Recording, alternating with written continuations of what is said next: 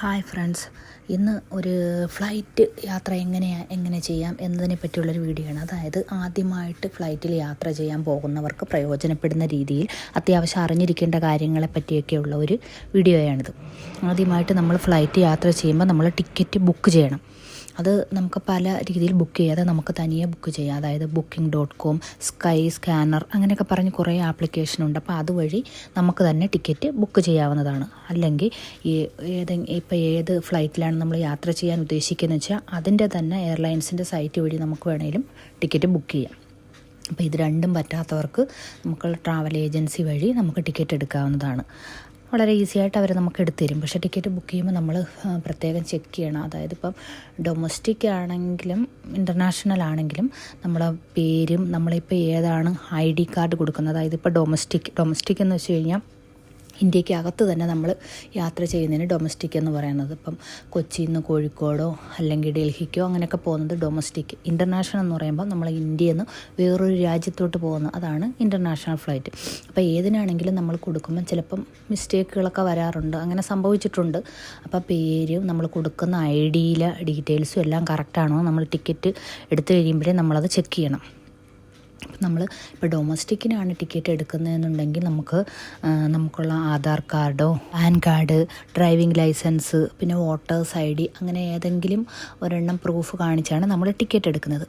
ഇന്ത്യക്ക് വെളിയിൽ, അതായത് നമ്മുടെ ഇൻ്റർനാഷണൽ ട്രാവലിംഗ് ആണെങ്കിൽ നമ്മളെ പാസ്പോർട്ട് തന്നെ കൊടുക്കണം. പാസ്പോർട്ട് കൊടുത്തിട്ടാണ് നമ്മൾ ടിക്കറ്റ് ബുക്ക് ചെയ്യുന്നത്. അപ്പം നമ്മൾ ബുക്ക് ചെയ്യുന്ന സമയത്ത് പ്രത്യേകമായിട്ട് നമ്മൾ ചെക്ക് ചെയ്യണം നമ്മളെ ഡീറ്റെയിൽസ് എല്ലാം കറക്റ്റാണോ. പേരൊക്കെ ആണെങ്കിൽ സ്പെല്ലിംഗ് ഒന്നും മിസ്റ്റേക്ക് ഇല്ല. പിന്നെ ഈ ഐഡൻറ്റിറ്റി കാർഡ് കൊടുത്തേക്കുന്ന ഏതിൻ്റെ ആണെങ്കിലും അതിൻ്റെ നമ്പറൊക്കെ കറക്റ്റാണോ എന്നുള്ളത് നമ്മൾ ടിക്കറ്റ് എടുത്ത് കഴിയുമ്പോൾ നമ്മൾ ചെക്ക് ചെയ്യണം. പിന്നെ അതുപോലെ നമ്മൾ ടിക്കറ്റ് എടുക്കുമ്പോൾ കുറേ കാര്യങ്ങൾ ശ്രദ്ധിക്കാനുണ്ട്. അതായത് നമ്മൾ ടിക്കറ്റ് എടുക്കുന്നത് അതായത് വീക്ക് ഡേയ്സിൽ, അതായത് വർക്കിംഗ് ഡേയ്സിലാണ് നമ്മൾ ടിക്കറ്റ് എടുക്കുന്നതെന്നുണ്ടെങ്കിൽ ഇൻ്റർനാഷണൽ ഫ്ലൈറ്റിൻ്റെ കാര്യം ആണ് കൂടുതലും. ഞാനിപ്പോൾ അങ്ങനെ യാത്ര ചെയ്തിട്ടുള്ളതുകൊണ്ട് അതാണ് കൂടുതലും ഞാനിപ്പോൾ പറയുന്നത്.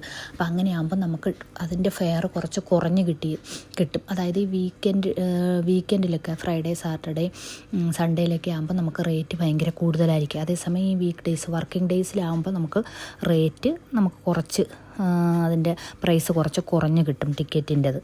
അതുപോലെ തന്നെ പിന്നെ ചില പ്രത്യേക സർവീസുകൾ ചില ടൈമിനനുസരിച്ചിട്ട്, ഇപ്പോൾ ഡേ ടൈമിലൊക്കെ ആണെങ്കിൽ റേറ്റ് കുറച്ച് കുറഞ്ഞിരിക്കും. അങ്ങനെയൊക്കെയുള്ളത് നമ്മൾ നോക്കി നമുക്ക് ബുക്ക് ചെയ്യാവുന്നതാണ്. നമുക്കിപ്പോൾ നമ്മൾ തന്നെ ബുക്ക് ചെയ്യുവാണെങ്കിലും ഇപ്പോൾ ഏജൻസി പറയുവാണെങ്കിലും നമുക്ക് അവരോട് പറയാം ഈ ടൈമൊക്കെ അനുസരിച്ചിട്ട്, പിന്നെ ഈ ദിവസത്തിൻ്റെ അനുസരിച്ചിട്ട് നമുക്ക് റേറ്റൊക്കെ കുറഞ്ഞ് കിട്ടും. അതുപോലെ തന്നെ പിന്നെ നമുക്ക് ഫ്ലൈറ്റ് സെലക്ട് ചെയ്യുക. അതായത് ഇപ്പോൾ നമ്മൾ ഫുൾ സർവീസ് ഫ്ലൈറ്റ് ആണോ അതേ ബഡ്ജറ്റ് എയർ ആണോ സെലക്ട് ചെയ്യുന്നതിൻ്റെ അനുസരിച്ചിട്ട് ഫെയർ ഇരിക്കുക. ഫുൾ സർവീസ് എന്ന് പറയുമ്പോൾ നമുക്കുള്ള Singapore airlines, Qatar Airways, Emirates എന്നൊക്കെ പറയുന്നത് പോലെയുള്ള ഫ്ലൈറ്റൊക്കെ ആകുമ്പോൾ അത് ഫുൾ സർവീസാണ്. അപ്പോൾ അതിനകത്ത് നമുക്ക് കുറേ ഫെസിലിറ്റീസ് ഉണ്ട്. അതായത് നമുക്ക് സീറ്റ്, നമുക്ക് ഏതാണ് ഇഷ്ടമുള്ള സീറ്റ് നമുക്ക് പ്രിഫർ ചെയ്യാൻ പറ്റും. അതുപോലെ തന്നെ ഫുഡ്, അതേപോലെ ബാഗേജ് ആണെങ്കിൽ നമുക്കിപ്പം കുറച്ച് പൈസയൊക്കെ എക്സ്ട്രാ കൊടുത്തു കഴിഞ്ഞാൽ ചിലപ്പോൾ എക്സ്ട്രാ വെയിറ്റ് നമുക്ക് ലഗേജ് നമുക്ക് കൊണ്ടുപോകാനൊക്കെ പറ്റും. പക്ഷേ ഈ ബഡ്ജറ്റ് എയർ എന്ന് പറയുമ്പോൾ അത് പേര് പോലെ തന്നെ ബഡ്ജറ്റായിട്ട് അത് റേറ്റ് കുറവായിരിക്കും. അപ്പം ചിലപ്പോൾ അതിനകത്ത് ഫുഡൊന്നും കാണത്തില്ല. അതുപോലെ തന്നെ നമുക്ക് സീറ്റൊന്നും പ്രിഫർ ചെയ്യാൻ പറ്റത്തില്ല. പിന്നെ അതുപോലെ ബാഗേജ് ആണെങ്കിലും ലിമിറ്റഡ് സാധനങ്ങളെ നമുക്ക് കൊണ്ടുപോകാൻ പറ്റൂ, ലഗേജ് കൊണ്ടുപോകാൻ പറ്റത്തുള്ളൂ.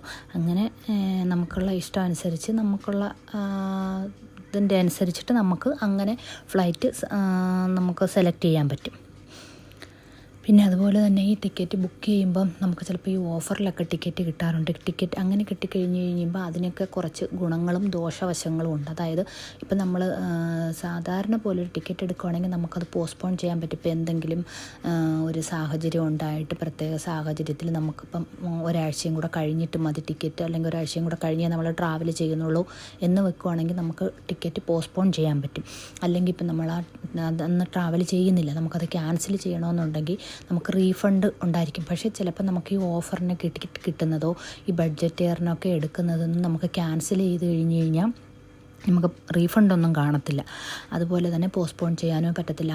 ചിലപ്പോൾ ചില സ്പെഷ്യൽ ഓഫറുകളൊക്കെ ആകുമ്പോൾ ആ ഡേയിൽ തന്നെ നമുക്ക് ട്രാവൽ ചെയ്യുമ്പോൾ വളരെ ചീപ്പായിട്ടൊക്കെ നമുക്ക് ടിക്കറ്റ് കിട്ടാറുണ്ട്. അപ്പോൾ അത് പക്ഷേ ആ ഒരു ദിവസത്തേക്കേ കാണത്തുള്ളൂ. അപ്പോൾ ആ സെയിം ഡേയിൽ തന്നെ നമ്മൾ ട്രാവൽ ചെയ്യണം. അപ്പം ഇപ്പം ലീവിന് വരുന്നവരോ അല്ലെങ്കിൽ ഇപ്പം പോകാനൊക്കെ ഉള്ളപ്പം നമുക്കിപ്പോൾ എന്തെങ്കിലും ചേഞ്ച് അങ്ങനെയൊക്കെ ചെയ്യണമെന്നുണ്ടെങ്കിൽ അപ്പം നമ്മളിതെല്ലാം നോക്കിയതിന് ശേഷം മാത്രമേ ടിക്കറ്റ് ബുക്ക് ചെയ്യാവുള്ളൂ. അങ്ങനെയുള്ളൊരു കാര്യം കൂടെ നമ്മൾ ശ്രദ്ധിക്കണം ബുക്ക് ചെയ്യുമ്പോൾ. അതുപോലെ തന്നെ നമ്മളിപ്പോൾ ടിക്കറ്റ് ബുക്ക് ചെയ്യുന്നത് നമ്മളിപ്പം കുറച്ച് നാൾ മുന്നേ ബുക്ക് ചെയ്യുവാണെങ്കിൽ നമുക്ക് ഫെയർ കുറച്ച് കുറഞ്ഞ് കിട്ടും. അതായത് ഇപ്പം നമ്മൾ നാട്ടിലോട്ട് വരുന്നതോ അല്ലെങ്കിൽ നാട്ടിൽ നിന്ന് ആദ്യമായിട്ട് പോവുകയൊക്കെ ചെയ്യുമ്പം നമ്മൾ ഈ സീസൺ അനുസരിച്ച് ഇപ്പോൾ ഏതെങ്കിലും ഹോളിഡേയ്സോ അല്ലെങ്കിൽ ഇപ്പോൾ സ്കൂൾ അടയ്ക്കുന്ന ടൈം അങ്ങനെയൊക്കെ വെച്ച് കഴിയുമ്പോഴത്തേക്ക് ഈ ടിക്കറ്റ് ചാർജൊക്കെ ഭയങ്കര കൂടുതലായിരിക്കും. പക്ഷേ നമ്മളതിപ്പോൾ 1-2 മാസമൊക്കെ മുന്നേ കൂട്ടി ബുക്ക് ചെയ്തിട്ടേക്കുവാണെങ്കിൽ നമുക്ക് ആ റേറ്റ് നല്ല കുറഞ്ഞ് പ്രൈസിന് നമുക്ക് ടിക്കറ്റ് കിട്ടും. പിന്നെ രണ്ടാമത്തെ കാര്യം, ഇപ്പോൾ ടിക്കറ്റ് ബുക്കിംഗ് കഴിഞ്ഞു. ഇനി അടുത്ത രണ്ടാമത്തെ കാര്യം എന്ന് വെച്ചാൽ വെബ് ചെക്കിനാണ്. അതായത് നമ്മളിപ്പോൾ ട്രാവൽ ചെയ്യുന്നതിൻ്റെ 48 മണിക്കൂർ തൊട്ട് 2 മണിക്കൂർ മുന്നേ വരെ നമുക്ക് വെബ് ചെക്കിൻ ചെയ്യാൻ പറ്റും. അതായത് നമ്മളിപ്പോൾ സൈറ്റ് വഴി കയറി നമുക്ക് ചെക്കിൻ ചെയ്യാൻ പറ്റും.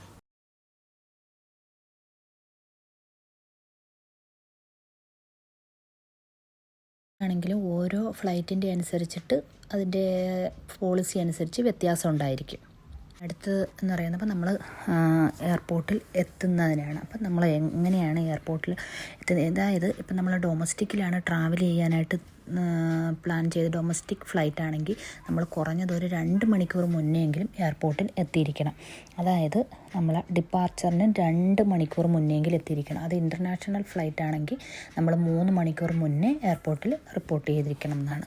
നമ്മൾ മനസ്സിലാക്കേണ്ട വേറൊരു കാര്യം, ബോർഡിംഗ് ടൈമും ഉണ്ട്, ഡിപ്പാർച്ചർ ടൈമും ഉണ്ട്. അതായത് അത് രണ്ടും എല്ലാവർക്കും ഒരു കൺഫ്യൂഷൻ വരുന്ന കാര്യമാണ്. അതായത് ബോർഡിംഗ് ടൈം എന്ന് പറയുമ്പം നമ്മളെ ഫ്ലൈറ്റിനകത്തേക്ക് എല്ലാ പാസഞ്ചേഴ്സിനെയും കയറ്റുന്ന ആ ഒരു ടൈമിനെയാണ് ബോർഡിംഗ് ടൈം എന്ന് പറയുന്നത്. അതായത് നമ്മളെല്ലാവരെയും നമ്മളെ ഡീറ്റെയിൽസൊക്കെ ചെക്ക് ചെയ്ത് കറക്റ്റാണോ, നമ്മൾ ഈ ഫ്ലൈറ്റിന് തന്നെയാണോ പോകുന്നതെന്നെല്ലാം ചെക്ക് ചെയ്ത് നമ്മളെല്ലാവരെയും ഫ്ലൈറ്റിനകത്തേക്ക് കയറ്റുന്ന ആ ഒരു ടൈം കയറ്റി തുടങ്ങുന്ന ടൈമിനെയാണ് ബോർഡിംഗ് ടൈം എന്ന് പറയുന്നത്. ഡിപ്പാർച്ചർ ടൈം എന്ന് പറയുന്നത് അതായത് നമ്മൾ ഫ്ലൈറ്റ് നീങ്ങി തുടങ്ങുന്ന, അതായത് ഫ്ലൈറ്റ് ടേക്ക് ഓഫ് ചെയ്യാൻ വേണ്ടിയിട്ട് ഫ്ലൈറ്റ് നീങ്ങി തുടങ്ങുന്ന ടൈമിനെയാണ് ഡിപ്പാർച്ചർ ടൈം എന്ന് പറയുന്നത്. അതായത് നമ്മളിപ്പം എയർപോർട്ടിൽ 3 മണിക്കൂർ മുന്നേ റിപ്പോർട്ട് ചെയ്യണമെന്ന് പറഞ്ഞാൽ ഈ ഫ്ലൈറ്റ് നീങ്ങുന്നത്, അതായത് ഡിപ്പാർച്ചർ ടൈമിന് 3 മണിക്കൂർ മുന്നെയാണ് നമ്മൾ എയർപോർട്ടിൽ റിപ്പോർട്ട് ചെയ്യണമെന്ന് പറയുന്നത്, അല്ലാതെ ബോർഡിംഗ് ടൈമിനല്ല. അതായത് എക്സാമ്പിൾ പറയുകയാണെങ്കിൽ ഇപ്പം ചില ഫ്ലൈറ്റ് ഇപ്പം 4:45 ഡിപ്പാർച്ചർ ടൈം എന്ന് പറഞ്ഞാൽ ബോർഡിങ് ചിലപ്പോൾ 4 മണിയാകുമ്പോൾ ബോർഡിങ് തുടങ്ങും. ചില ഫ്ലൈറ്റുകൾ 4 മണിക്ക്, ചിലപ്പോൾ 1 മണിക്കൂർ മുന്നേ, അതായത് 5 മണിക്കാണെങ്കിൽ 4 മണിയാകുമ്പം ബോർഡിങ്ങും തുടങ്ങും. 5 മണിയാകുമ്പോഴായിരിക്കും ഡിപ്പാർച്ചർ ടൈം വരുന്നത്. പിന്നെ അടുത്ത കാര്യം എന്ന് പറയുമ്പം നമ്മൾ ശ്രദ്ധിക്കേണ്ടത് ബാഗേജ്. പിന്നെ അടുത്തതായിട്ട് നമ്മൾ ശ്രദ്ധിക്കേണ്ട കാര്യമാണ് ബാഗേജ്. അതായത് നമുക്ക് 2 തരത്തിലുള്ള ബാഗേജ് ഉണ്ട്. ഒന്ന് ചെക്ക് ഇൻ ബാഗും ഒന്ന് hand bag, cabin bag, carry bag എന്നൊക്കെ പറയാറുണ്ട്. അത് ചെക്ക് ഇൻ ബാഗ് എന്ന് പറയുമ്പം എല്ലാ ഫ്ലൈറ്റിനും ഓരോ ഫ്ലൈറ്റിനും അതിൻ്റേതായിട്ടുള്ളൊരു പോളിസി അനുസരിച്ചിട്ടായിരിക്കും വെയിറ്റ്. അപ്പം നമ്മൾ മിക്കവാറും ഉള്ള ഫ്ലൈറ്റിനൊക്കെ ഇൻ്റർനാഷണൽ ഫ്ലൈറ്റിന് 30 കിലോ കൊണ്ടുപോകാൻ പറ്റുമായിരിക്കും. ചിലത് 30 കിലോ 1 പീസ്, ചിലത് 30 കിലോ 2 പീസ്. അങ്ങനെ അത് ഓരോ ഫ്ലൈറ്റിൻ്റെയും എയർലൈൻസിൻ്റെയും പോളിസി അനുസരിച്ചിട്ട് വ്യത്യാസം ഉണ്ടായിരിക്കും. പിന്നെ ഹാൻഡ് ബാഗ്, അതായത് ക്യാരി ബാഗ് എന്ന് പറയുന്ന ക്യാബിൻ ബാഗ് എന്ന് പറയുമ്പോൾ അത് 7 to 10 കിലോ ആയിരിക്കും. അത് ഓരോന്നിനും ചിലർ 7 കിലോ ആയിരിക്കും, ചിലത് 10 കിലോ വരെ അലോ ചെയ്യുമായിരിക്കും. അതും ഓരോ എയർലൈൻസിൻ്റെയും പോളിസി അനുസരിച്ചിട്ടായിരിക്കും അലോ ചെയ്തിട്ടുള്ളത്.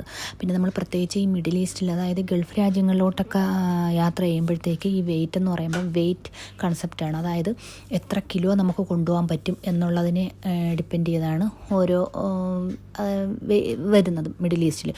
അതേസമയം നമ്മൾ യൂറോപ്യൻ കൺട്രികളിലേക്കൊക്കെ യാത്ര ചെയ്യുമ്പോൾ അത് പീസ് കൺസെപ്റ്റാണ്. അതായത് 2 പീസ് അല്ലെങ്കിൽ 1 പീസ് എന്നുള്ളത് ബാഗ്, അങ്ങനെയായിട്ടാണ് നമ്മൾ ഈ ലഗേജ് വിടുന്നത്.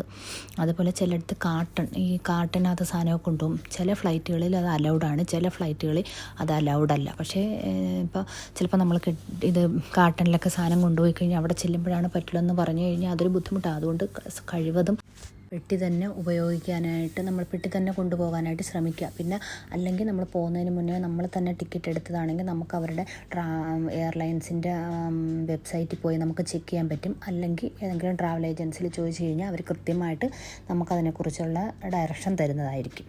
അതുപോലെ തന്നെ ചില ഫ്ലൈറ്റുകളിലാണെങ്കിൽ പെട്ടിക്ക് സൈസ് ഉണ്ട്. അതായത് എയർലൈൻസിൻ്റെ പോളിസി അനുസരിച്ച് ഇത്ര നീളം, ഇത്ര ലെങ്ത്, ഇത്ര വിഡ്ത്ത് ഒക്കെ ഉള്ള പെട്ടിയെ നമ്മൾ ചെക്ക് ഇൻ ബാഗിൽ വിടാനും അതുപോലെ തന്നെ ഹാൻഡ് ക്യാരി ആയിട്ട് കൊണ്ടുപോകാനും പറ്റുള്ളൂ. അതായത് ഒത്തിരി വലിപ്പമുള്ളവർ അതിനകത്ത് അതിൻ്റെ നീളവും വീതിയും വിഡ്ത്തും എല്ലാം പറഞ്ഞേക്കും. അപ്പോൾ ആ സൈസ് തന്നെ ആയിരിക്കണം. അതിലും വലിപ്പം കൂടുതലാണെങ്കിൽ അവർ നമ്മളെ ഫ്ലൈറ്റിൽ അത് ക്യാരി ചെയ്യാൻ അനുവദിക്കത്തില്ല. അപ്പോൾ നമ്മൾ ട്രാവൽ ചെയ്യുന്നതിന് മുന്നേ ഏത് ഫ്ലൈറ്റിലാണ് യാത്ര ചെയ്യുന്നതെന്ന് വെച്ചാൽ അതിൻ്റെ അനുസരിച്ചിട്ട് നമ്മൾ എവിടെയെങ്കിലും ചെക്ക് ചെയ്ത് നമ്മൾ ഉറപ്പ് വരുത്തുക. നമ്മൾ കൊണ്ടുപോകുന്നത് കറക്റ്റ് സൈസാണ് എന്നുള്ളത് നമ്മൾ ഉറപ്പ് വരുത്തുക. നമ്മളിപ്പം ആദ്യം ടിക്കറ്റ് എടുത്തു, അതിന് ശേഷം നമ്മൾ വെബ് ചെക്കിൻ്റെ കാര്യങ്ങളൊക്കെ പറഞ്ഞു, അത് കഴിഞ്ഞ് ബാഗേജ് പറഞ്ഞു. ഇനി അടുത്തതായിട്ട് നമ്മൾ എയർപോർട്ടിൽ എത്തിക്കഴിഞ്ഞ് കഴിഞ്ഞാലുള്ള അതെങ്ങനെയുള്ള പിന്നെ അടുത്ത പ്രൊസീജിയർ എന്താണെന്നുള്ളതാണ് നമ്മൾ പറയാൻ പോകുന്നത്. നമ്മൾ ആദ്യം എയർപോർട്ടിൽ എത്തിക്കഴിഞ്ഞ് കഴിഞ്ഞാൽ ട്രോളി കാണും. അപ്പോൾ ആ ട്രോളിക്കകത്ത് നമ്മളെ സാധനങ്ങളെല്ലാം എടുത്ത് വെക്കുക. നമ്മുടെ ബാഗേജുകളെല്ലാം ട്രോളി എടുത്ത് വെച്ചിട്ട് നമ്മൾ പിന്നെ ഇനി എയർപോർട്ടിനകത്തേക്ക് കയറി പോകണം. അപ്പം മെയിൻ എൻട്രൻസ് വഴി അങ്ങോട്ട് കയറുമ്പോൾ അവിടെ CSFൻ്റെ നമ്മുടെ ഓഫീസർമാർ, സെക്യൂരിറ്റി ഓഫീസർമാർ കാണും. അവർ നമ്മുടെ ഡീറ്റെയിൽസും, അതായത് നമ്മുടെ പാസ്പോർട്ട്, ടിക്കറ്റും അവർ ചെക്ക് ചെയ്യും. അതായത് നമ്മൾ ഇന്ന് ട്രാവൽ ചെയ്യുന്നവരാണോ, നമ്മൾക്കുള്ള ഡേറ്റ്, ടിക്കറ്റിൻ്റെ ഡേറ്റ്, പിന്നെ പാസ്പോർട്ട് നമ്മൾ തന്നെ ആണോ ആൾ എന്നൊക്കെ അവർ ചെക്ക് ചെയ്യും. അതിനുശേഷം അവർ ചെക്ക് ചെയ്തതിന് ശേഷം നമ്മളെ അവർ അകത്തേക്ക് കടത്തിവിടും. അപ്പോൾ നമ്മൾ അകത്തേക്ക് ഇങ്ങനെ കയറുമ്പം നമുക്ക് കാണാൻ പറ്റും, ഇങ്ങനെ കൗണ്ടറുകൾ കാണാൻ പറ്റും. അപ്പം നമ്മൾ ഏത് ഫ്ലൈറ്റിനാണ് ടിക്കറ്റ് എടുത്തേക്കെന്ന് വെച്ച് കഴിഞ്ഞാൽ അതിൻ്റെ ആ ഫ്ലൈറ്റിൻ്റെ കൗണ്ടറുകൾ നമുക്ക് കാണാൻ പറ്റും. ഫ്ലൈറ്റിൻ്റെ ഒരു സിമ്പലും അതുപോലെ തന്നെ ഏത് ഫ്ലൈറ്റാണെന്നുള്ളതിൻ്റെ അതൊരു ബോർഡും ഒക്കെ കാണും. അപ്പോൾ നമ്മൾ അതിലേക്ക് പോകുന്ന ക്യൂവിലായിട്ട് നമ്മൾ കയറി നിൽക്കുക. അപ്പം നമ്മൾ ഇതിന് നിൽക്കുമ്പോൾ തന്നെ നമ്മുടെ പാസ്പോർട്ടും നമ്മുടെ ടിക്കറ്റും എടുത്ത് കയ്യിൽ പിടിക്കുക. അവിടെ ചെന്ന് കഴിഞ്ഞ് ധൃതിപ്പെട്ട് നമ്മളെ ബാഗിൽ നിന്നൊക്കെ എടുക്കുമ്പോൾ അതൊരു നമ്മൾക്കൊരു ബുദ്ധിമുട്ടാകും, അവിടെ ഇരിക്കുന്ന ഓഫീസറിനും അതൊരു ബുദ്ധിമുട്ടാകും. അതുകൊണ്ട് അത് നമ്മൾ നേരത്തെ എടുത്ത് കയ്യിൽ പിടിക്കുന്നത് നന്നായിരിക്കും.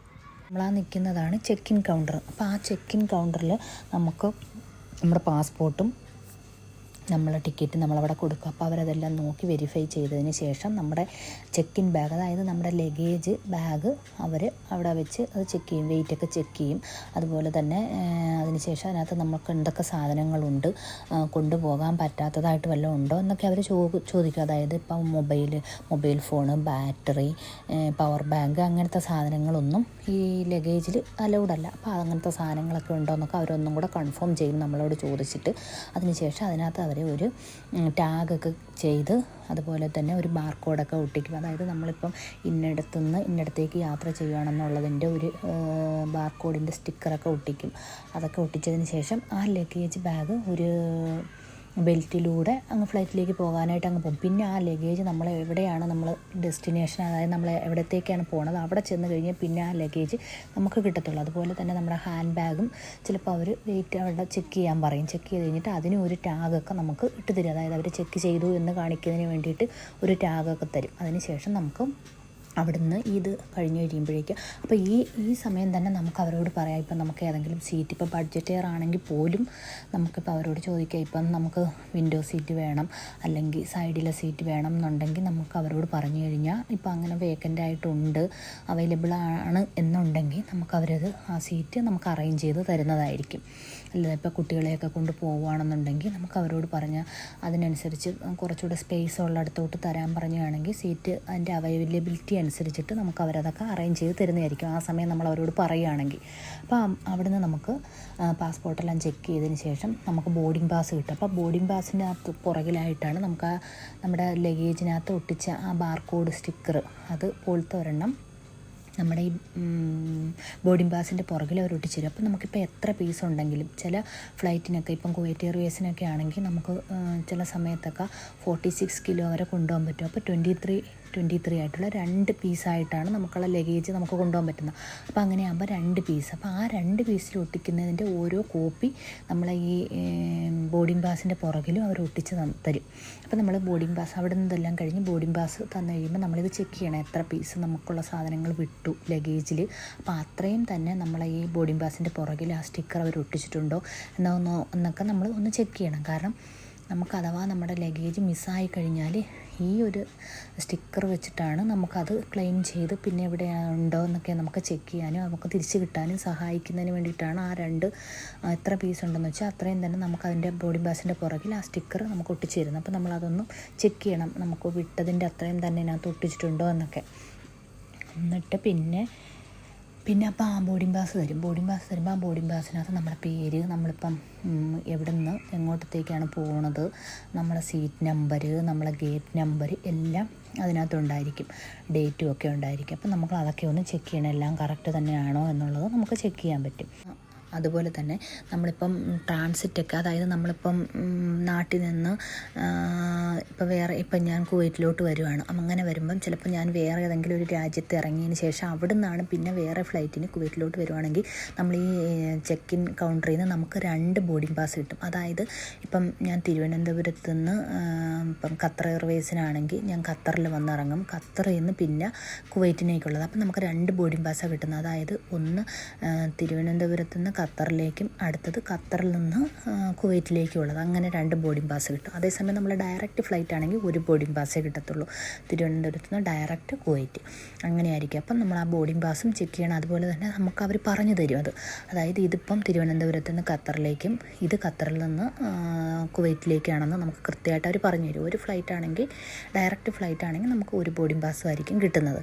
അപ്പം നമ്മൾ ബോർഡിങ്ങിന് നിൽക്കുന്ന സമയത്ത് നമ്മൾ ഈ ബോർഡിംഗ് പാസ് മാറിപ്പോവാതെ അത് പ്രത്യേകം ശ്രദ്ധിക്കണം.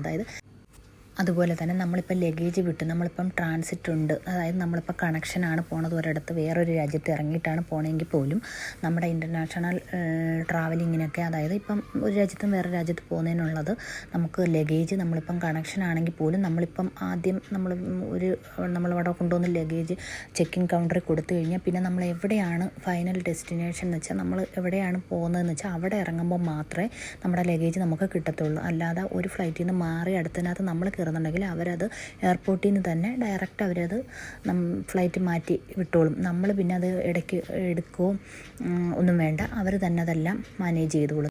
നമുക്ക് ലാസ്റ്റിൽ നമ്മളെ ഡെസ്റ്റിനേഷൻ എവിടെയാണെന്ന് വെച്ച് കഴിഞ്ഞാൽ അവിടെ എത്തുമ്പോഴേക്കും നമ്മുടെ ലഗേജ് പിന്നെ നമ്മുടെ കയ്യിൽ കിട്ടും. ആദ്യം ടിക്കറ്റ് ബുക്കിംഗ് ആയി, അത് കഴിഞ്ഞ് നമ്മുടെ cancellation policy, web check in, പിന്നെ ബാഗേജ്, ഇപ്പോൾ അടുത്തത് ചെക്ക് ഇൻ വരെ കഴിഞ്ഞു. ഇനി അടുത്തതെന്ന് പറയുമ്പം നമുക്ക് സെക്യൂരിറ്റി ചെക്കിനാണ്. സെക്യൂരിറ്റി ചെക്കിൻ എന്ന്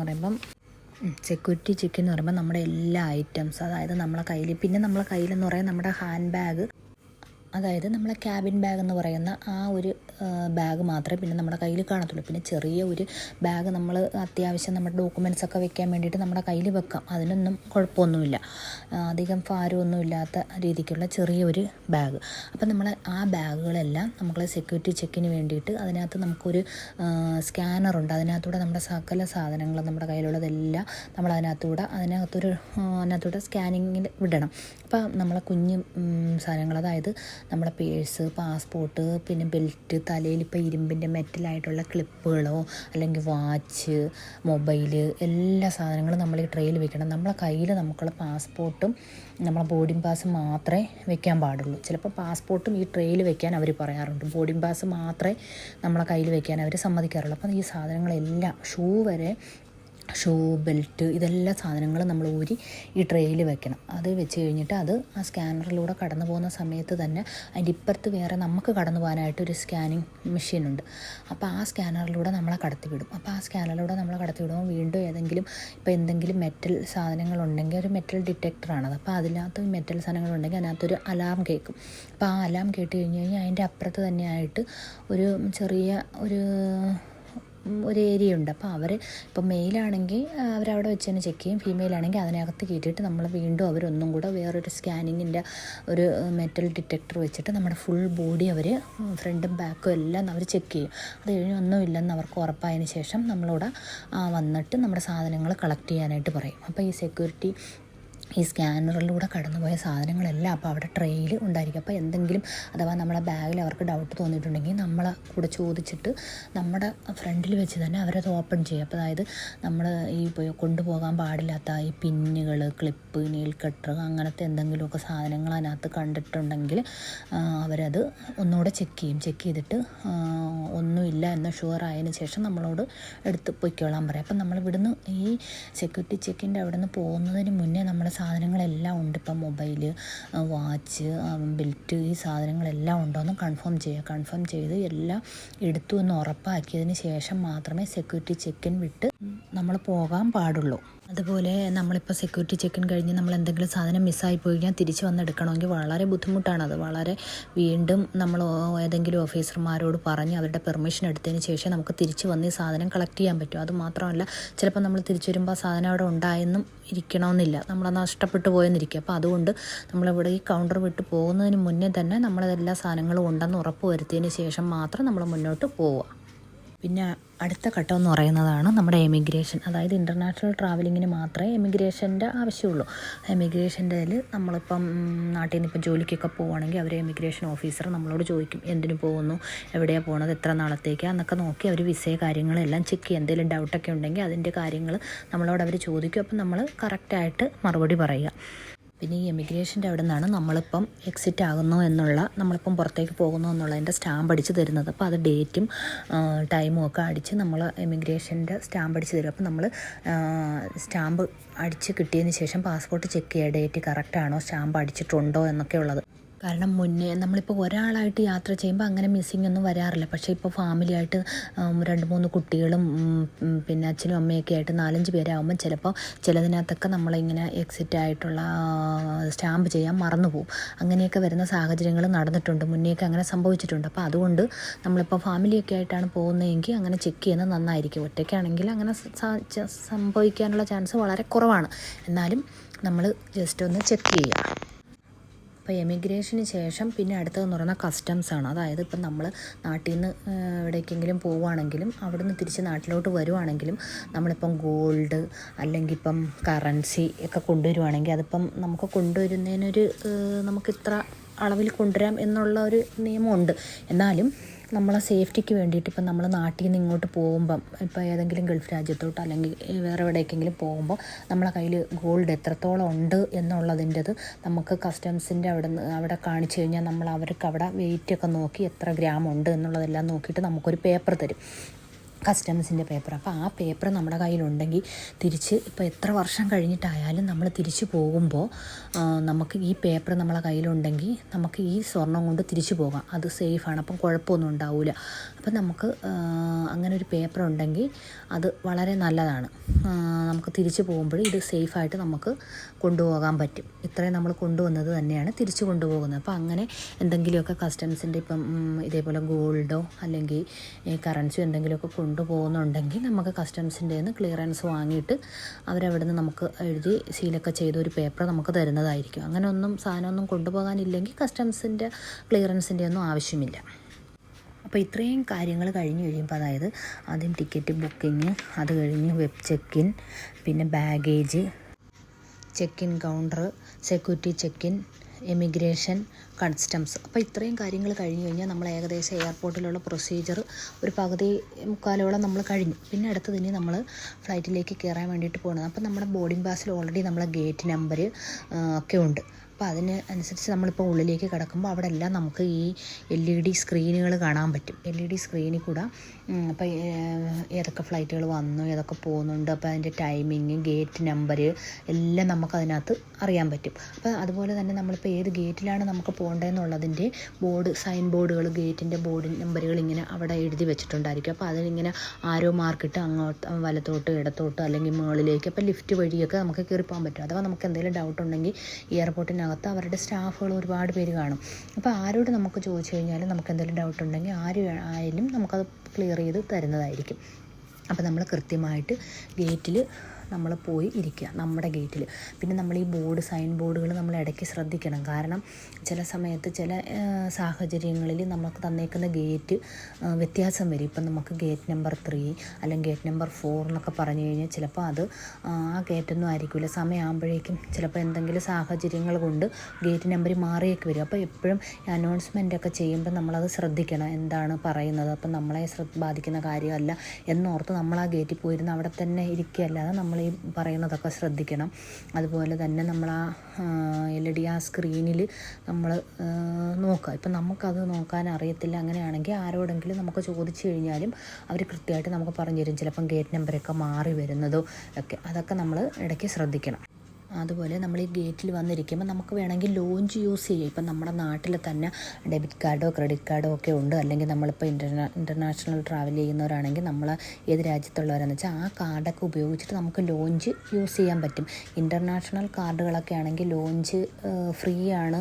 അല്ലാത്തതിനൊക്കെ വളരെ കുറഞ്ഞ പൈസയ്ക്ക് നമുക്കിപ്പം ഒരുപാട് നേരമൊക്കെ വെയിറ്റ് ചെയ്യണമെന്നുണ്ടെങ്കിൽ നമുക്ക് ലോഞ്ച് യൂസ് ചെയ്യാൻ പറ്റും. അപ്പോൾ അതിനകത്താകുമ്പോൾ നമുക്ക് ഫുഡും പിന്നെ നല്ല റെസ്റ്റ് ചെയ്യാനും ഒക്കെയുള്ള നല്ല സൗകര്യങ്ങളും ഒക്കെ ഉണ്ടാകും. അപ്പോൾ അതൊന്നും ഇല്ലെങ്കിൽ തന്നെയാണെങ്കിൽ ഈ വെയിറ്റിംഗ് ഏരിയയിലും നമുക്ക് ഇരിക്കാനും ഒക്കെയുള്ള നല്ല സൗകര്യങ്ങളൊക്കെ കാണും. അത് ഫോണൊക്കെ ചാർജ് ചെയ്യണമെന്നുണ്ടെങ്കിൽ നമുക്കവിടെ എവിടെയെങ്കിലുമൊക്കെ പ്ലഗ് പോയിൻ്റൊക്കെ കാണും, അവിടെയൊക്കെ കൊണ്ടുവച്ച് നമുക്ക് ചാർജ് ചെയ്യാവുന്നതാണ്. അതുപോലെ തന്നെ നമുക്ക് നെറ്റ്വർക്ക് ഇല്ലെങ്കിൽ നമുക്ക് എയർപോർട്ടിൽ തന്നെ വൈഫൈ ഉണ്ടാകും. അപ്പോൾ എയർപോർട്ടിൻ്റെ വൈഫൈ പാസ്വേഡ് ഒന്നും കാണത്തില്ല, അത് നമുക്ക് ഈസി ആയിട്ട് കണക്ട് ചെയ്യാൻ പറ്റുന്ന ടൈപ്പിലുള്ളതായിരിക്കും. അപ്പോൾ അവരോട് ഇപ്പോൾ ഏതെങ്കിലും ഷോപ്പിൽ പറയുക, അല്ലെങ്കിൽ നമുക്ക് തന്നെ കണക്ട് ചെയ്യാൻ പറ്റുന്ന തരത്തിലുള്ള വൈഫൈ ഒക്കെ ഉണ്ടായിരിക്കും. അത് നമുക്ക് യൂസ് ചെയ്യാൻ പറ്റുന്നതായിരിക്കും ഈ നമ്മൾ വെയിറ്റിംഗ് ഇരിക്കുന്ന സമയത്ത്. പിന്നെ നമ്മളവിടെ വെയിറ്റിംഗ് ഏരിയയിൽ ഇരിക്കുമ്പോൾ ബോർഡിങ്ങിൻ്റെ ടൈം ആകുമ്പോൾ അനൗൺസ് ചെയ്യും. അപ്പോൾ ആ ഗേറ്റിൽ ഈ എയർലൈൻസിൻ്റെ സ്റ്റാഫ് വന്നു കഴിഞ്ഞതിന് ശേഷം അവരിങ്ങനെ അനൗൺസ് ചെയ്യും, നമ്മൾ ബോർഡിങ്ങിൻ്റെ ടൈമായി എന്നൊക്കെ പറഞ്ഞു. അപ്പോൾ നമ്മൾ തിരക്കി പോകേണ്ട കാര്യമൊന്നുമില്ല. അതായത് ഇപ്പം നമ്മളെ സീറ്റിൻ്റെ നമ്പർ അനുസരിച്ചിട്ടായിരിക്കും അവർ ഫ്ലൈറ്റിലേക്ക് ആളിനെ കയറ്റി വിടുന്നത്. അപ്പോൾ അതിൻ്റെ അനുസരിച്ച് നമ്പർ അനുസരിച്ച് അവരിപ്പോൾ വിളിക്കും. നമ്മളെ സീറ്റ് നമ്പർ ഇപ്പോൾ എക്സാമ്പിൾ നമ്മൾ സീറ്റ് നമ്പർ 25 അവരിപ്പം ചിലപ്പോൾ ഈ പുറകിൽ നിന്നായിരിക്കും ഇരുത്തുന്നത്. അപ്പോൾ ഏറ്റവും പുറകിലുള്ള സീറ്റിലേക്കുള്ള നമ്പറുകളൊക്കെ ഫില്ല് ചെയ്തിട്ടായിരിക്കും നമ്മളെ വരുന്നത്. അപ്പോൾ നമ്മൾ അതിനനുസരിച്ച് അവർ വിളിക്കും. ഇപ്പോൾ 20 തൊട്ട് 25 വരെ, അല്ലെങ്കിൽ 30 തൊട്ട് 20 വരെ ഉള്ളവർ എന്ന് പറയുമ്പം മാത്രം നമ്മൾ എഴുന്നേറ്റ് പോയാൽ മതി. അല്ലാതെ അവർ വന്നു കഴിയുമ്പോഴേ നമ്മൾ തിരക്കി പോയി ക്യൂവിൽ നിൽക്കേണ്ട കാര്യമില്ല. കാരണം നമ്മളെ നമ്പർ അനുസരിച്ചിട്ടായിരിക്കും മിക്കവാറുമുള്ള ഫ്ലൈറ്റിലൊക്കെ ഇപ്പോൾ അങ്ങനെ തന്നെയാണ്. അങ്ങനെ നമ്മളെ നമ്പർ അനുസരിച്ചിട്ടായിരിക്കും നമ്മളെ ഫ്ലൈറ്റിലേക്ക് ബോർഡിങ് ചെയ്യുന്നത്. അപ്പോൾ ഫ്ലൈറ്റിലേക്ക് ബോർഡിങ് ചെയ്യുന്ന സമയത്ത് വീണ്ടും ഒന്നും കൂടി നമ്മളെ ബോർഡിംഗ് പാസ് അവർ സ്കാൻ ചെയ്യും. ആ മെഷീനകത്ത് സ്കാൻ ചെയ്ത് നമ്മൾ തന്നെയാണ് കറക്റ്റാണെന്നുള്ളതെല്ലാം ചെക്ക് ചെയ്തതിന് ശേഷം ആ ബോർഡിംഗ് പാസ് നമുക്ക് തിരിച്ച് തന്നതിന് ശേഷം നമ്മളെ ഫ്ലൈറ്റിലേക്ക് അവർ കയറ്റി വിടും. അപ്പോൾ ഫ്ലൈറ്റിലേക്ക് മിക്കവാറും ഫീഡർ ബസ്, അതായത് നമുക്കിപ്പോൾ ഫ്ലൈറ്റ് ഇച്ചിരി ദൂരെയായിട്ടാണ് ഫ്ലൈറ്റ് ലാൻഡ് ചെയ്തിട്ടുള്ളതെങ്കിൽ നമ്മളെ ഫീഡർ ബസ്സിനകത്തായിരിക്കും ചിലപ്പോൾ കൊണ്ടുപോകണം. ചിലപ്പം നമ്മൾ എയറോ ബ്രിഡ്ജ് വഴിയായിരിക്കും കടത്തിക്കൊണ്ടുപോകണം. മിക്കവാറും ഒക്കെ ഇപ്പോൾ എയറോ ബ്രിഡ്ജ് വഴിയാണ് പോകുന്നത്. അപൂർവം സാഹചര്യങ്ങളിൽ മാത്രമേ ഉള്ളൂ ഇപ്പം ഫീഡർ ബസ് വഴി കൊണ്ടുപോയി ബസ്സിൽ ചെന്ന് നമ്മൾ ഫ്ലൈറ്റിനടുത്ത് ഇറങ്ങിയിട്ട് ഒരു സ്റ്റെപ്പ് വഴിയായിരിക്കും കയറി ഫ്ലൈറ്റിലേക്ക് പോകുന്നത്. അപ്പോൾ നമ്മൾ ഫ്ലൈറ്റിലേക്ക് എത്തി. അപ്പോൾ ഫ്ലൈറ്റിൽ ചെന്ന് നമ്മളെ ഫ്ലൈറ്റിൻ്റെ ഡോറിൽ അവിടെ ചെല്ലുമ്പോൾ തന്നെ അവിടെ നിന്ന് ക്യാബിൻ ക്രൂ കാണും. അപ്പോൾ അവർ നമ്മുടെ ഈ ബോർഡിംഗ് പാസ് വാങ്ങിച്ച് ഒന്നുകൂടെ ചെക്ക് ചെയ്യും, നമ്മൾ കറക്റ്റ് തന്നെയാണോ ഫ്ലൈറ്റിലൊക്കെ തന്നെയാണോ എന്നുള്ളതെല്ലാം ഒന്നുകൂടെ ചെക്ക് ചെയ്തതിന് ശേഷം അവർ നമ്മളെ സീറ്റ് നമ്പർ നോക്കിയിട്ട് നമുക്ക് ഡയറക്ഷൻ തരും. ഇന്ന റൈറ്റ് സൈഡ് അല്ലെങ്കിൽ ലെഫ്റ്റ് സൈഡ് ഇന്ന സീറ്റ് എന്നൊക്കെ പറഞ്ഞ് നമുക്കെല്ലാം അവർ പറഞ്ഞു തരും. അപ്പോൾ നമ്മൾ ഫ്ലൈറ്റിലോട്ട് കയറി കഴിഞ്ഞ് നമ്മൾ അങ്ങോട്ട് ചെല്ലുമ്പോൾ തന്നെ ഓരോ സീറ്റിൻ്റെ മുകളിൽ സീറ്റ് നമ്പർ എഴുതിയിട്ടുണ്ടാവും. സീറ്റ് നമ്പർ എന്ന് പറയുമ്പോൾ ഒരു ഇംഗ്ലീഷ് ലെറ്ററും കാണും, ഒരു നമ്പറിങ്. അതായത് എക്സാമ്പിൾ 10A അല്ലെങ്കിൽ 10B 10C അങ്ങനെയൊക്കെ ഉള്ളതായിട്ട് നമ്പർ കാണും. അപ്പോൾ അങ്ങനെയാണ് വരുന്നത്. അതായത് window side seat, middle seat, പിന്നെ സൈഡ് സീറ്റ്, അങ്ങനെയായിട്ടുള്ള 3 സീറ്റാണ് ഇപ്പം യൂഷ്വലായിട്ടുള്ളത്. പിന്നെ വലിയ ഫ്ലൈറ്റുകൾക്ക് 6 സീറ്റും ഉണ്ടാകാറുണ്ട്. അപ്പം നമ്മൾ സീറ്റ് ഏതാണെന്ന് നോക്കിയിട്ട് നമ്മൾ കറക്റ്റായിട്ട് അവിടെ ഇരിക്കുന്നതിന് മുന്നേ നമ്മളെ സീറ്റിൻ്റെ മുകളിലായിട്ട് നമ്മുടെ ഈ ക്യാബിൻ ബാഗ് വെക്കാനുള്ള, നമ്മളെ കയ്യിൽ വെച്ചേക്കുന്ന ആ ബാഗ് വെക്കാനുള്ള ഒരു സ്പേസ് ഉണ്ട്. അപ്പം നമുക്ക് നമ്മളെ ബാഗ് അവിടെ വെക്കാം. അല്ലെങ്കിൽ നമ്മൾ ഇരുന്നതിന് ശേഷം നമ്മുടെ സീറ്റിൻ്റെ നമ്മുടെ മുന്നിലത്തെ സീറ്റിൻ്റെ അടിയിലായിട്ട് വേണമെങ്കിൽ നമ്മളെ ബാഗ് നമുക്ക് കീപ്പ് ചെയ്യാവുന്നതാണ്. ഇപ്പോൾ എന്തെങ്കിലുമൊക്കെ അത്യാവശ്യം എടുക്കാനുള്ളതൊക്കെ ഉണ്ടെങ്കിൽ നമുക്കുള്ള ഫ്രണ്ടിലത്തെ സീറ്റിൻ്റെ അടിയിലായിട്ട് നമുക്ക് ബാഗ് വെക്കാം. അല്ല അത്യാവശ്യമൊന്നും എടുക്കാനുള്ള സാധനങ്ങളൊന്നും ഇല്ലെങ്കിൽ നമുക്ക് സീറ്റിൻ്റെ മുകളിലുള്ള ക്യാബിൻ ബാഗ് വെക്കുന്ന സ്പേസിൽ നമുക്ക് ബാഗ് വെക്കാവുന്നതാണ്. നമുക്ക് എന്തെങ്കിലും ബുദ്ധിമുട്ടോ പ്രയാസങ്ങളോ അല്ലെങ്കിൽ എന്തെങ്കിലും സംശയം ഉണ്ടെങ്കിൽ നമ്മളെ കൂടെ തന്നെ ക്യാബിൻ ക്രൂ ഒരു ഇത്ര നിശ്ചിത സ്പേസ് ഇട്ട് ഓരോരുത്തർ നിൽക്കുന്നുണ്ടാവും. അപ്പോൾ അവരോട് നമ്മൾ ചോദിച്ചു കഴിഞ്ഞാൽ അവർ ക്ലിയറായിട്ട് നമുക്ക് എല്ലാം പറഞ്ഞു തരിക, നമുക്ക് എന്ത് ഹെൽപ്പ് വേണമെങ്കിലും അവർ ചെയ്തു തരുന്നതുമായിരിക്കും. അതിനുശേഷം നമ്മൾ കയറിയിരിക്കുമ്പോൾ നമുക്ക് ഇൻസ്ട്രക്ഷൻസ് തരും. അതായത് ഫ്ലൈറ്റ് ട്രാവലിങ്ങിനെ കുറിച്ചുള്ള നമുക്ക് എന്തൊക്കെ ഫസ്റ്റ് എയ്ഡ് കാര്യങ്ങൾ നമ്മൾ അറിഞ്ഞിരിക്കേണ്ടുന്നത്, എന്തൊക്കെ ചെയ്യണം, എമർജൻസി സിറ്റുവേഷനിൽ എങ്ങനെയാണ് ചെയ്യേണ്ടതെന്നുള്ളതിൻ്റെത് ഒരു ക്യാബിൻ ക്രൂ നമുക്ക് എക്സ്പ്ലെയിൻ ചെയ്തു തരും. അതായത് നമ്മളിപ്പം എമർജൻസി ലാൻഡിങ് എങ്ങാനും ആണെങ്കിൽ അപ്പോൾ അതിനകത്ത് എയർ ബാഗ് ഉപയോഗിക്കേണ്ടുന്നത് എങ്ങനെയാണ്, അപ്പോൾ അതെങ്ങനെ നമ്മളത് ഇട്ട് കഴിഞ്ഞിട്ട് അതെങ്ങനെ ഇൻഫ്ലേറ്റ് ചെയ്യണം എന്നുള്ളതും, പിന്നെ നമുക്ക് ഓക്സിജൻ ഇപ്പം എന്തെങ്കിലും ബുദ്ധിമുട്ട് തോന്നുവാണെങ്കിൽ ഓക്സിജൻ മാസ്ക് എങ്ങനെ ധരിക്കണം എന്നുള്ളതും, ഓക്സിജൻ്റെ മാസ്ക് എവിടെയാണെന്നുള്ളതും, അതുപോലെ തന്നെ അങ്ങനത്തെ അതിനുള്ള ഇൻസ്ട്രക്ഷൻസ് എല്ലാം നമുക്ക് അവർ പറഞ്ഞു തരുന്നതായിരിക്കും. അപ്പം ഫ്ലൈറ്റ് പിന്നെ ഏകദേശമൊക്കെ അടുത്ത ടേക്ക് ഓഫിനുള്ള റെഡി ആകുമ്പോൾ അനൗൺസ്മെൻറ്റ് വരും. നമ്മൾ ടേക്ക് ഓഫിനാണ്. അപ്പോൾ കയറി ഇരുന്ന് കഴിഞ്ഞാൽ അപ്പോൾ തന്നെ നമ്മൾ സീറ്റ് ബെൽറ്റൊക്കെ ഇട്ട് കഴിഞ്ഞ് മൊബൈൽ സ്വിച്ച് ഓഫ് ചെയ്യുക. മൊബൈൽ സ്വിച്ച് ഓഫ് ചെയ്യുക, അല്ലെങ്കിൽ നമ്മൾ എയ്റോപ്ലെയിൻ മോഡിലേക്ക് മാറ്റിയിടുക.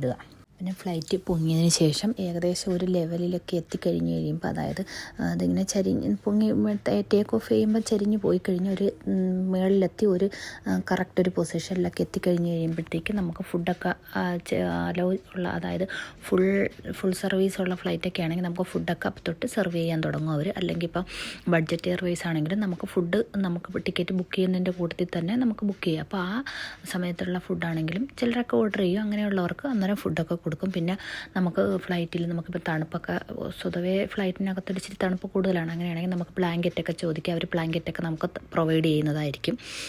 എന്നിട്ട് ലൈറ്റൊക്കെ നമുക്ക് സ്വിച്ച് അതിൻ്റെ മുകളിൽ തന്നെ ഉണ്ട് സ്വിച്ചൊക്കെ. നമുക്കിപ്പം ഉറങ്ങണം എന്നുണ്ടെങ്കിൽ നമുക്ക് ഓഫ് ചെയ്യാം. അതുപോലെ തന്നെ നമുക്ക് എന്തെങ്കിലും ആവശ്യമുണ്ടെങ്കിൽ അവരെ അസിസ്റ്റൻസിന് വേണ്ടിയിട്ടൊരു ബട്ടൺ ഉണ്ട് അതിനകത്ത്. ആ ബട്ടൺ വിളിച്ച് കഴിഞ്ഞാൽ പ്രസ് ചെയ്ത് കഴിഞ്ഞാൽ അതൊരു പച്ച ലൈറ്റ് കത്തും. അപ്പോൾ അത് കാണുമ്പോൾ അവർക്ക് മനസ്സിലാവും അസിസ്റ്റൻസിനാണെന്ന്. അപ്പോൾ അവർ നമുക്ക് ആരാന്ന് വെച്ച് കഴിഞ്ഞാൽ ആ ഏരിയ നമ്മളുടെ ആ ഇരിക്കുന്ന സീറ്റെല്ലാം അസൈൻ ചെയ്തേക്കുന്ന ആരാന്ന് വെച്ചാൽ ആ ക്യാബിൻ ക്രൂ നമ്മളടുത്ത് വന്ന് നമുക്ക് എന്താ ആവശ്യം എന്നുള്ളതൊക്കെ അവർ ചോദിച്ച് മനസ്സിലാക്കി നമുക്ക് എന്ത് ബുദ്ധിമുട്ടുണ്ടെങ്കിലും നമുക്ക് അവരോട് പറയാവുന്നതാണ്. അങ്ങനെ നമുക്ക് ലാൻഡിങ്ങിൻ്റെ സമയമാകുമ്പോൾ അവർ അനൗൺസ് ചെയ്യും ഫ്ലൈറ്റ് ലാൻഡ് ചെയ്യാൻ പോകണമെന്ന്. ചിലർക്കൊക്കെ ഒരിച്ചിരി ബുദ്ധിമുട്ടുണ്ട്. ഇതിനിടയ്ക്ക് നമുക്ക് എന്തെങ്കിലും ഇപ്പം ഏറെ ടർബലൻസ്, അതായത് ആകാശച്ചുഴി എന്നൊക്കെ പറയും. അപ്പോൾ അതിനകത്തൊക്കെ നമ്മുടെ നാട്ടിൽ ബസ് പോകുമ്പം കുഴിയിലൊക്കെ വീഴുന്ന പോലെ തന്നെ ഫ്ലൈറ്റ് പോകുന്ന വഴിക്ക് ഇതുപോലത്തെ ടർബുലൻസൊക്കെ ഉണ്ടാകാറുണ്ട്. അങ്ങനെയാകുമ്പോൾ നമുക്കവർ അനൗൺസ്മെൻറ്റ് വരും. നമ്മളിപ്പോൾ ഇങ്ങനെ വെതർ ശരിയല്ല, അപ്പോൾ നമ്മളെല്ലാം സീറ്റ് ബെൽറ്റ് ഇടണമെന്നൊക്കെ പറയും. ആ സമയത്തൊന്നും നമ്മൾ വാഷ്റൂമിലൊന്നും പോകാൻ പാടില്ല. സീറ്റ് ബെൽറ്റ് ഒക്കെ ഇട്ട് അതിനകത്ത് പറയുന്ന ഇൻസ്ട്രക്ഷൻ അതുപോലെ നമ്മൾ ഫോളോ ചെയ്യണം. എന്നിട്ട് പിന്നെ നമ്മൾ ലാൻഡിങ് ആകുമ്പോൾ ഇതുപോലെ അവർ പറയും ലാൻഡ് ചെയ്യാൻ വേണം. അപ്പം ചെറിയ നമുക്ക് ഈ പ്രഷറിൻ്റെ ഒരു വ്യത്യാസം വരും മേളിൽ നിന്ന് ഇങ്ങനെ താഴേക്ക് വരുമ്പോൾ. അപ്പം ചെവി അടയ്ക്കുന്ന പോലെ. അപ്പം നമുക്ക് ചൂയിങ്കോങ്ങാനും ഉണ്ടെങ്കിൽ ചൂയിങ്കം ചവയ്ക്കുക, അല്ലെങ്കിൽ ഇയർബഡ്സൊക്കെ ഉണ്ടെങ്കിൽ നമുക്കതൊക്കെ യൂസ് ചെയ്യാം. അതൊക്കെ യൂസ് ചെയ്യുന്ന വഴി ഒരു പരിധി വരെ നമുക്കത് മാനേജ് ചെയ്യാൻ പറ്റും. ചിലർക്കൊക്കെ ഭയങ്കരമായ ചെവി വേദനയൊക്കെ വരാറുണ്ട്. അങ്ങനെ പിന്നെ ഇപ്പോൾ ലാൻഡ് ചെയ്യുന്ന സമയത്ത് നമ്മൾ ലാൻഡ് ചെയ്ത് കഴിഞ്ഞ് ഫ്ലൈറ്റ് ഫുള്ളായിട്ട് ഓഫായതിന് ശേഷം മാത്രമേ നമ്മൾ സീറ്റിൽ നിന്ന് എഴുന്നേൽക്കാവൂ. ചിലർ ഫ്ലൈറ്റ് നിർത്തി എന്ന് കാണുമ്പോൾ തന്നെ പെട്ടെന്ന് ചാടി എഴുന്നേക്കും. അപ്പോൾ ഈ എയറോ ബ്രിഡ്ജൊക്കെ ആണെങ്കിൽ അത് കൊണ്ടുവന്ന് അത് കണക്ട് ചെയ്യാനുള്ള സമയം പോലും എടുക്കുന്നതിന് മുന്നേ തന്നെ ഇങ്ങനെ ചാടി എഴുന്നേക്കും. അത് ശരിയല്ല, അത് ശരിയായ ഒരു പ്രവണതയല്ല, അത് നല്ലതല്ല. അപ്പം നമ്മളെപ്പോഴും ഫ്ലൈറ്റ് ഫുള്ളായിട്ട് ഓഫായി അത് കഴിഞ്ഞ് അവർ പറയും ഇനിയിപ്പം നമുക്ക് ഇറങ്ങാം എന്ന് പറഞ്ഞു കഴിഞ്ഞതിന് ശേഷം മാത്രം സീറ്റിൽ നിന്ന് എഴുന്നേൽക്കുക. സീറ്റ് ബെൽറ്റൊക്കെ പതിയെ അഴിച്ച് നമ്മൾ മേളിൽ ഇരിക്കുന്ന ബാഗൊക്കെ ഒരു ബുദ്ധിമുട്ടൊന്നും കൂടാതെ നമ്മളെടുത്ത് അതൊക്കെ എയർപോർട്ടിൽ ഇറങ്ങിക്കഴിഞ്ഞ് ആദ്യം നമ്മൾ എമിഗ്രേഷനിലായിട്ടാണ് പോകുന്നത്. അപ്പോൾ എമിഗ്രേഷനിൽ പോകുമ്പോൾ നമ്മൾ പാസ്പോർട്ടും നമ്മളിപ്പം പുതുതായിട്ട് പോവുകയാണെങ്കിൽ വിസയും ഒക്കെ ആയിട്ട് നമ്മൾ എമിഗ്രേഷനിൽ ചെല്ലുക. അപ്പോൾ അവിടുന്ന് നമ്മളോട് വേണ്ട കാര്യങ്ങളൊക്കെ ചിലപ്പോൾ എന്തെങ്കിലും ഉണ്ടെങ്കിൽ അവർ ചോദിച്ചതിന് ശേഷം നമ്മളെ പിന്നെ എമിഗ്രേഷൻ സ്റ്റാമ്പ് ചെയ്ത് നമ്മളെ പുറത്തേക്കല്ല എമിഗ്രേഷൻ കഴിഞ്ഞ് വിടും. അപ്പോൾ നമ്മൾ അവിടെയും ചെക്ക് ചെയ്യണം നമ്മൾ എൻട്രി ആയെന്നുള്ളതിൻ്റെ സ്റ്റാമ്പ് അടിച്ചിട്ടുണ്ടോ, മിസ്റ്റേക്കിൽ അടിക്കാതെങ്ങാനും പോയോ, അതോ ഡേറ്റൊക്കെ കറക്റ്റാണോ എന്ന് നമ്മൾ അവിടെയും ചെക്ക് ചെയ്യണം. കാരണം ചില അവസരങ്ങളിൽ 2-3 ഫ്ലൈറ്റൊക്കെ ഒരുമിച്ച് വരും, അല്ലെങ്കിൽ ഒരുപാട് ഒത്തിരി പേരിങ്ങനെ വന്ന് ക്യൂവിൽ വെയിറ്റിംഗ് ഒക്കെ നിൽക്കുന്ന സമയത്ത് ഇങ്ങനെ ബൈ മിസ്റ്റേക്ക് അടിക്കാതെയൊക്കെ പോയ സംഭവങ്ങൾ ഉണ്ടായിട്ടുണ്ട്. അപ്പോൾ അതുകൊണ്ട് നമ്മുടെ അതിനകത്ത് കറക്റ്റായിട്ടെല്ലാം ചെയ്തിട്ടുണ്ടോ എന്ന് ചെക്ക് ചെയ്യുക. അത് കഴിഞ്ഞ് കഴിയുമ്പോൾ നമ്മൾ സെക്യൂരിറ്റി ചെക്കിനിലോട്ടാണ് പോകുന്നത്. അത് കഴിയുമ്പോഴും നമ്മൾ കൊണ്ടുവന്ന സാധനങ്ങളെല്ലാം ചെക്ക് ചെയ്ത് പ്രത്യേകിച്ച് അവിടെ ഉപയോഗിക്കാൻ കൊണ്ടുവരാൻ പാടില്ലാത്തതായിട്ട് എന്തെങ്കിലും ഉണ്ടോ എന്നൊക്കെ അവർ ബാഗിൽ ചെക്ക് ചെയ്യും. അത് കഴിഞ്ഞ് പിന്നെ നമ്മൾ ലഗേജിൻ്റെ അങ്ങോട്ടാണ് പോകുക. അപ്പം നമ്മളിങ്ങനെ ഇറങ്ങി വരുമ്പോഴത്തന്നെ ലഗേജ് വരുന്ന ഒരു ബെൽറ്റ് ഉണ്ട്. അപ്പോൾ ഒരുപാട് ബെൽറ്റുകൾ ഇങ്ങനെ പൊയ്ക്കൊണ്ടേ ഇരിക്കും. അപ്പോൾ അതിനകത്ത് എഴുതി കാണിക്കും ഇന്ന ഫ്ലൈറ്റ് ഇന്നടത്തു നിന്ന് വന്നത്, ഫ്ലൈറ്റ് നമ്പർ ഇത്ര, അപ്പോൾ അതാണ് എന്നും പറഞ്ഞ് ആ ബെൽറ്റിൻ്റെ മുകളിൽ തന്നെ ബോർഡ് കാണിക്കും. അപ്പോൾ ആ ബെൽറ്റിലൂടെ ആയിരിക്കും നമ്മുടെ സാധനങ്ങൾ വരുന്നത്. അപ്പോൾ നമ്മൾ അവിടെ പോയി വെയിറ്റ് ചെയ്യണം. അപ്പോൾ വെയിറ്റ് ചെയ്യുന്നതിന് മുന്നേ ആയിട്ട് നമ്മളൊരു ട്രോളിയും കൂടെ എടുക്കുക. ട്രോളിയും കൂടെ കൊണ്ടുപോയി വെയിറ്റ് ചെയ്യുന്നതാണ് നല്ലത്. കാരണം ചിലപ്പോൾ ഒത്തിരി പാസഞ്ചേഴ്സ് ഒരുപാട് ഫ്ലൈറ്റ് ഒരേ സമയം ലാൻഡ് ചെയ്തിട്ടൊക്കെ ഉണ്ടെങ്കിൽ ഈ ട്രോളിക്കൊക്കെ ഒരിച്ചിരി നമ്മൾ വെയിറ്റ് ചെയ്യേണ്ടി വരും, ചിലപ്പം ഷോർട്ടേജൊക്കെ ആണെങ്കിൽ. അപ്പോൾ അങ്ങനെയാകുമ്പോൾ നമ്മളൊരു ട്രോളിയായിട്ട് നമ്മൾ വെയിറ്റ് ചെയ്യുന്നതായിരിക്കും നല്ലത്. അപ്പോൾ ട്രോളിയായിട്ട് വെയിറ്റ് ചെയ്ത് കഴിഞ്ഞാൽ നമ്മുടെ പെട്ടിയൊക്കെ വരുമ്പോൾ നമ്മൾ നോക്കണം, നമ്മളിപ്പോൾ ഏതെങ്കിലും പ്രത്യേകം പിന്നെ റിബണൊക്കെ വെച്ച് കെട്ടിയേക്കോ അല്ലെങ്കിൽ പേരൊക്കെ എഴുതിയിരിക്കുന്നത് നോക്കി നമ്മൾ തന്നെയാണെന്ന് ഉറപ്പ് വരുത്തിയ ശേഷം നമ്മൾ എടുത്ത് നമുക്ക് പുറത്തേക്ക് ഇറങ്ങാം. ഇത്രയുമാണ് നമ്മൾ ഫ്ലൈറ്റ് യാത്ര ചെയ്യുമ്പോൾ അത്യാവശ്യം അറിഞ്ഞിരിക്കേണ്ട കാര്യങ്ങൾ. ഏകദേശമുള്ള കാര്യങ്ങളെല്ലാം ഞാൻ ഇതിനകത്ത് പറഞ്ഞു എന്ന് തന്നെയാണ് എൻ്റെ വിശ്വാസം. പിന്നെ കുറച്ച് ബാത്റൂം, നമ്മൾ വാഷ്റൂമൊക്കെ യൂസ് ചെയ്യുന്നതിനെ പറ്റി പറഞ്ഞിട്ടില്ല. അത് വേണമെങ്കിൽ നമുക്ക് വീണ്ടും ഒരു വീഡിയോ ആയിട്ട് ചെയ്യാം.